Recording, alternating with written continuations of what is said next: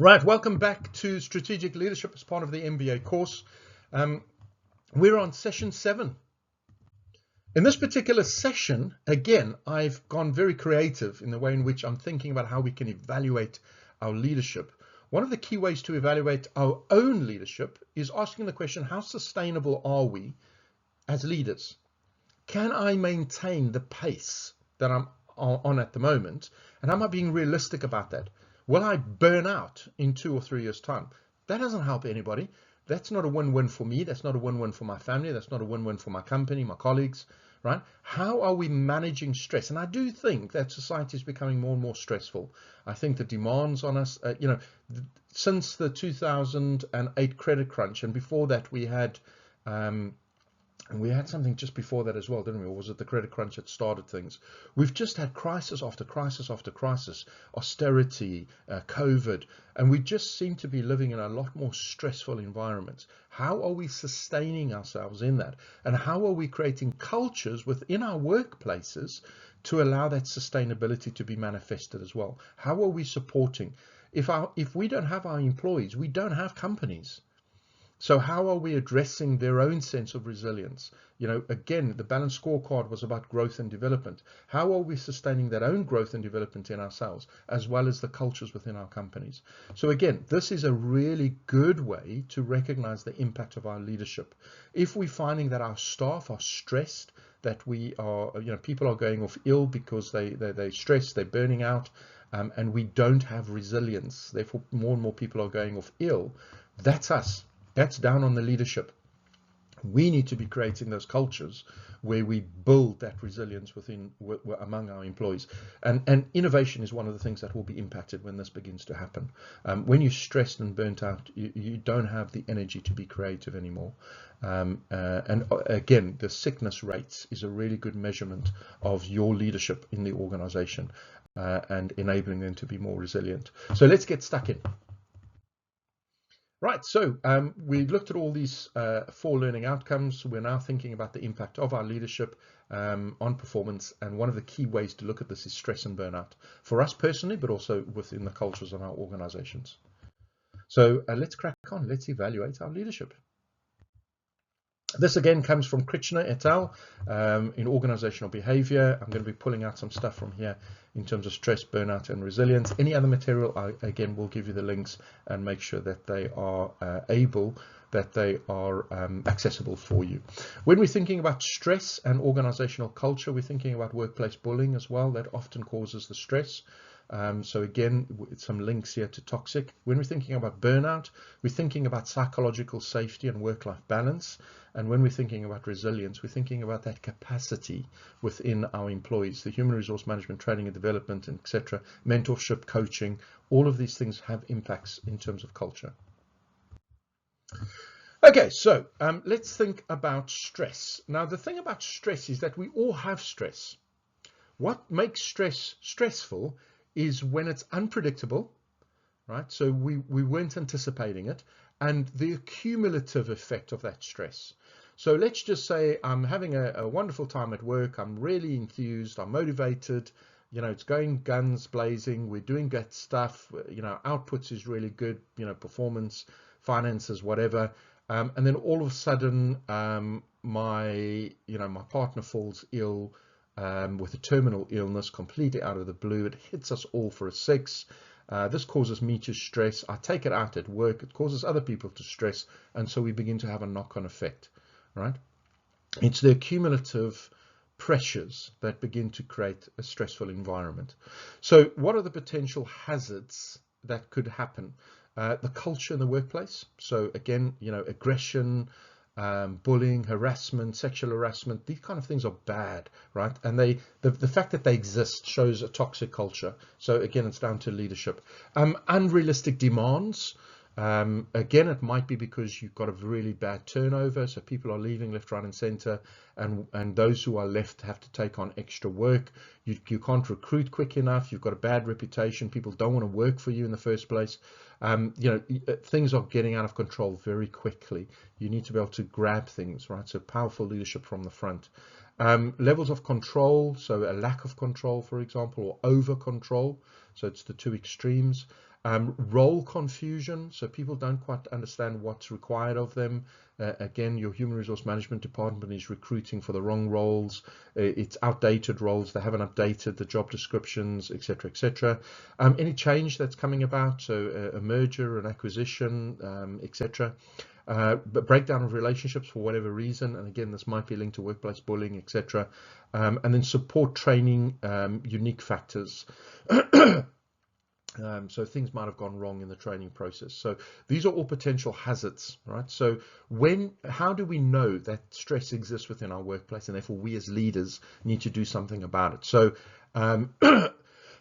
excuse me, at an individual level, raised blood pressure and a regular raised blood pressure, sleeping and in eating issues. So diarrhea is often quite a sign of burnout. You've got ulcers in your stomach, you bad sleep, and this becomes a vicious cycle. You might be relying therefore on alcohol or caffeine or smoking to cope. You can begin to see increased levels of irritability and negative emotions, which again could lead to abuse in the workplace, bullying, all that kind of stuff. It could lead to physical symptoms like back pains, headaches, heart palpitations, those kinds of things. So those are all individual things. Again, sometimes, particularly when you start getting older, when you don't wake up with any aches and pains, that's when you get worried. But when you begin to have a cumulative effect of things, right? So heart palpitations, anxiety, sleepless nights, the collection of those symptoms, there's an issue here. I went through a really bad burnout. As I said, I worked for an organization, a director in another department, which was negatively affecting my work. And there was, this person was really incompetent. I then I didn't whistleblow. I raised the concerns. I put it in writing that a vote of no confidence. I was the last department really to throw the towel in. I called people out by name. I gave evidence of the incompetencies. This went up to the provosts. I had two meetings with two provosts. I was aware of the tensions. I still needed to work with this person, and all of this kind of conflict, this under kind of lying pressures was having an effect on me. Sleep. I was very irritable. My poor family was getting it in the neck. I was very short with them. But the real trigger was when nothing really changed, and I then began to hear that this person is now actually being promoted. That caused even more stress, because now what am I going to do? And I actually started to lose my short-term memory. So I'd walk into a room and I had no idea why I'd walked into that room. I still have memory loss issues. So again, it's also connected with age, but it is quite bad. I can't think of words. It comes back to me later on, etc., etc. And that's still as a repercussion of what I considered burnout.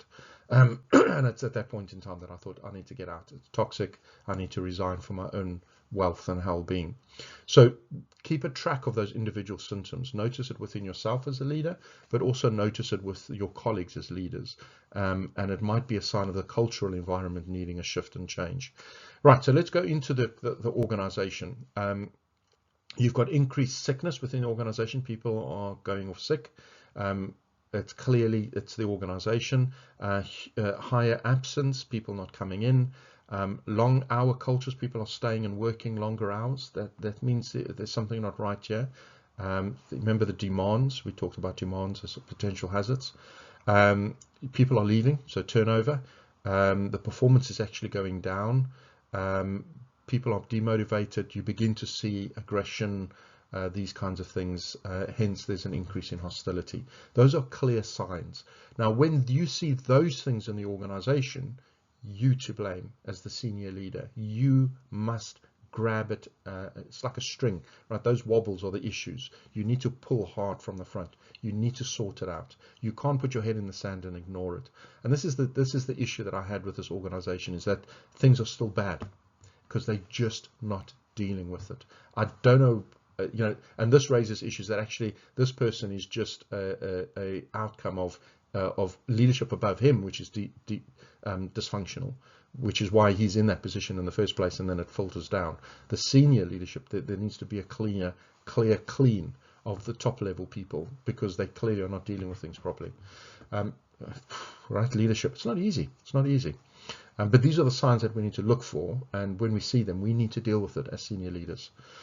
The negative outcomes individually, of course, is all kinds of ill health. The financial cost is, to the health sector, but also to the company in terms of lost revenue for people not being around is huge. This is from 2003, by the way.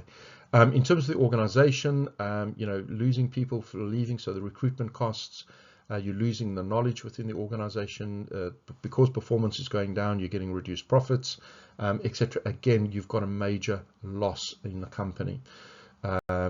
Which has huge impacts. So these things are important, and we really must address them properly. Right, so taking from what we've just looked at in terms of those stresses and the outcomes, let's put them back into a model of stress in terms of what this looks like. And again, I've given you the journal article here where this comes from. So on the left-hand side, the potential sources, so there's environmental factors, there's organizational factors, there's personal factors. Of course, there could also be individual factors, group factors, management styles. It could just be, stuff going on in the world, right? Economy, wars, you being influenced by a war, for example. Then you have the individual differences and the experience of stress, which then leads to the consequences. Again, we've already looked at this, so the psychological symptoms, the physiological symptoms, the behavioral symptoms, and then, of course, the other outcomes there in terms of satisfaction, decision-making, and your physiological blood pressure, and so on and so on. So just kind of bringing some of the ideas all together in a chart, again, just to emphasize the importance of dealing with stress in the workplace. Don't ignore it. Again, if we're evaluating leadership and there is stress in the workplace, it's a clear sign of a lack of leadership.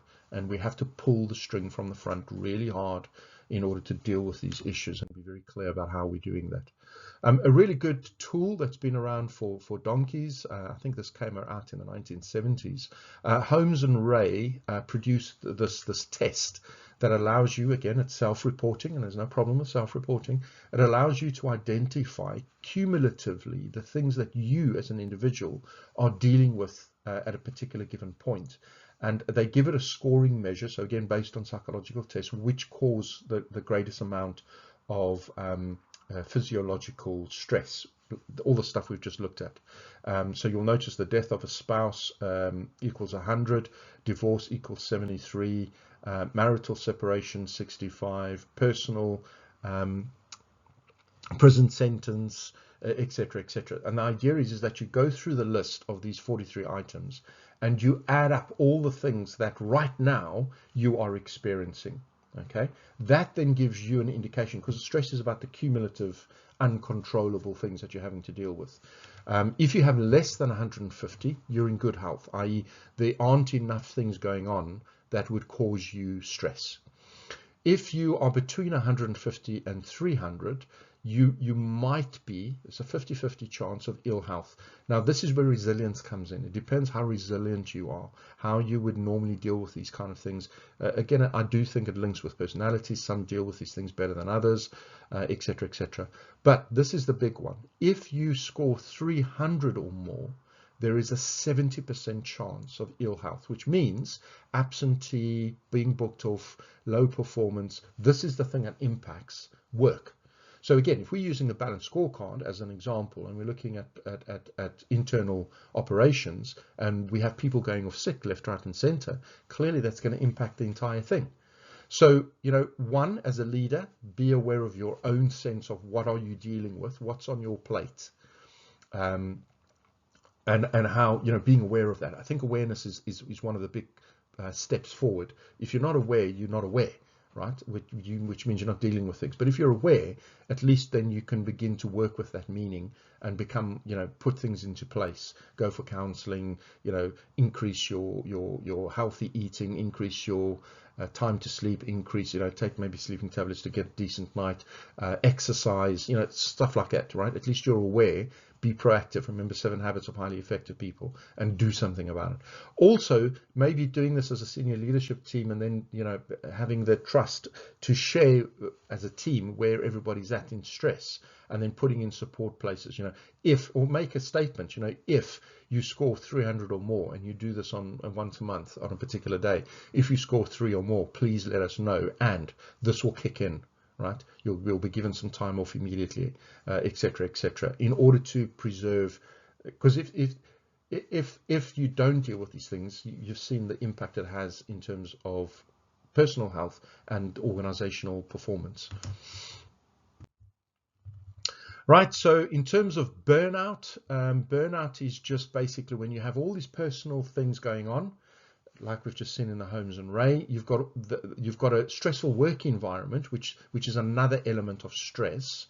You know, you have all those inputs and outputs. When you combine all of these things together, you then have a point where there's too much, right, and you burn out.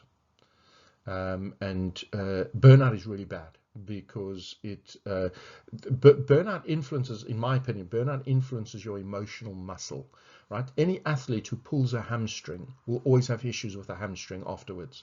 So they've got to stretch that one properly, they've got to massage it properly, and there's always the potential that during a game that muscle pulls over and over and over again.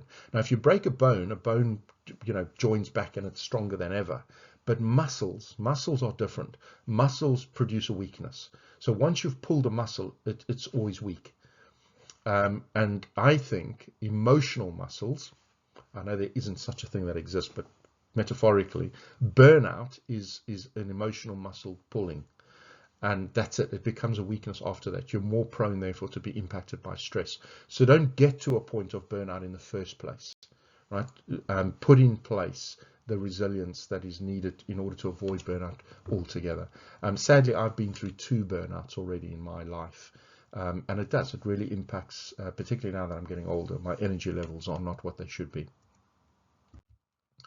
Right, so as that diagram just indicated, and this very similar, this comes from Krishna, the core text. We've got personal stresses, the organizational stresses. This leads to emotional exhaustion, which leads to a depersonalization, right? So we've just become a cog in a system, and this lack of personal accomplishment, feeling like a failure, feeling tired all the time, this could lead then to attitudinal and behavioral symptoms of burnout. So negative attitudes, fatigue, frustration, helplessness, withdrawal, and these things could lead to long-term depression, and potentially suicide. So, you know, it's a serious thing. Now, again, leaders bring the ethics in a company. How would you feel if it was your company that caused somebody to take their life? I mean, think about that for a minute. That's a huge responsibility on us as leaders. We really do need to work hard at creating positive work environments, positive cultures. Right, so again, this comes from mind.uk, so it's a charity that deals with mental illness, and then Mental Health UK. Some signs of stress, so again, some signals. Do you see this in your colleagues? Do you see this in yourself? And some physical symptoms on the right-hand side. You'll see an overlap on some of these. Again, just some really helpful ticks, right? And again, measurements of leadership. If you're feeling these things as a leader, you're not regulating your own leadership properly, right? You're pushing yourself too hard. If these things are being seen among your employees and among your teams or your staff, the culture in the place is not right. And so these are really key signs and cues in terms of evaluating our leadership. And then finally, let's talk about resilience. I've only put in one slide here because sometimes resilience is almost like, well, you need to build up your resilience. We shouldn't get to points where resilience is such a need, right, in the first place. But nonetheless, resilience is about bouncing back. How quickly do you bounce back? So sometimes I know I can feel my energy down, and I'm waiting to feel that energy kick back in again. When it takes 3 or 4 days to kick back, you realize you're in a problem, right? There's something not quite right with you as a person in terms of that resilience. So again, you need to reevaluate sleep, exercise, all the stressful environment you're in, that it's actually not coping. You're not coping in that environment. But when we bounce back, think about a boxer, right? If I'm going to get hit down by a right hook, I'm not going to get up just to stand and get another right hook, right? Resilience is about getting back up, but learning not to repeat the same thing that got us knocked down in the first place. And this is why, again, reflection is so important, and that sense of self-awareness, right? We cannot just keep doing the same thing over and over again, expecting a different result. We have to make changes, and we have to have that insight to know what changes are required. So some of the things that can be built in to develop resilience, clearly the physiological stuff like physical exercise, mindfulness, so keeping the mind sharp, healthy social connections, being around people that are positive, so getting rid of those toxic relationships, breathing exercises, and then cognitive reframing, mindsets, right? Being a positive person, thinking positively, and visioning, right? Speaking out the things that you want to happen. On the right-hand side, being involved in something which gives a sense of meaning, having positive relationships, therefore social reports, seeing perspectives, so mindsets, again, looking at energy from food, exercise, and all these different kinds of things, prioritizing so that you're not burning yourself out in terms of what's left. Again, being involved in things that engage you, so being true to your values, recognizing your achievements and celebrating achievements, working on your vitality, and again, the positive mindset. These are just some ways in which we can develop some of these kinds of things to help us in these kinds of scenarios. And a really good one is just, be kind to yourself. Again, it's a mindset. Be kind to yourself. So celebrate your victories and get over your failures quickly. Learn from them, but move on, right? And emotional intelligence is quite strongly linked to a lot of resilience here. Excellent. So again, some really nice creative ways in which we can evaluate our leadership personally, but also the impact of our leadership in organizations.